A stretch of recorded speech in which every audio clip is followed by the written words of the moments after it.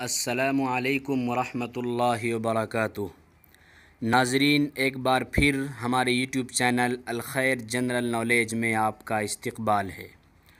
دوستو، انسان فطرتاً ایسا پیدا ہوا ہے کہ اگر اس کو کسی عمل کا ثواب اور بدلہ سنا دیا جاتا ہے تو اس عمل کو انجام تک پہنچانے میں تن من دھن کی بازی لگا دیتا ہے اور رات دن کی بھرپور محنت سے مشقت بھرا مقصد بھی حاصل کر لیتا ہے، اور مزید اس مقصد کو حاصل کرنے کے لیے دن بدن نئی نئی ترکیبیں اپناتا ہے۔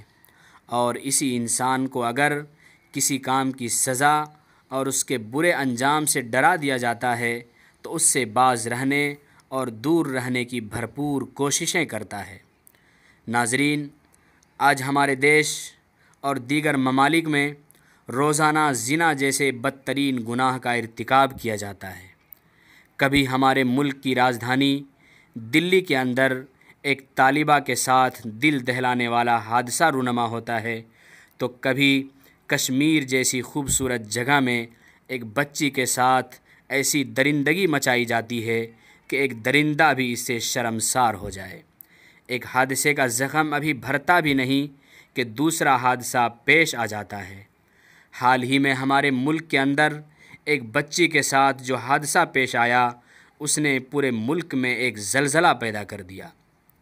بلکہ افسوس ہوتا ہے کہ زانیوں کے خلاف آواز بلند کرنے والے لوگ تھک ہار کر اور مایوس ہو کر بیٹھ جاتے ہیں، لیکن زنا کرنے والے پر اس کا بالکل بھی اثر نہیں ہوتا۔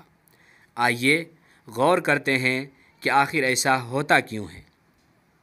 دوستو، وہ ممالک جہاں زانیوں کے لیے ٹھوس اور مضبوط قانون نافذ کیا جاتا ہے، وہاں زنا کے واقعات بہت کم نظر آتے ہیں، اور جن ممالک میں زانیوں کو سخت ترین سزا نہیں دی جاتی ہے، وہاں ہر روز زنا کے سینکڑوں واقعات پیش آتے ہیں۔ اگر زانیوں کو وہی سزا مقرر کی جائے جو مذہب اسلام نے مقرر کیا ہے تو زنا کے واقعات بالیقین پیش ہی نہیں آئیں گے یا بہت کم پیش آئیں گے۔ چنانچہ اگر کوئی شادی شدہ شخص زنا کر لے تو اسے اس قدر سنگسار کر دیا جائے، یعنی اتنا پتھر مارا جائے کہ وہ موت کا لقمہ بن کر رہ جائے، تو اس سے دوسرے تمام لوگ عبرت حاصل کر پائیں گے۔ اور اگر کوئی غیر شادی شدہ شخص زنا کر لے تو اس کو مجمع عام میں ایک بڑے میدان کے اندر براہ راست تمام ٹی وی چینلوں کے سامنے 100 کوڑے لگائے جائیں تو بقیہ تمام لوگ زنا کا تصور بھی نہیں کر پائیں گے۔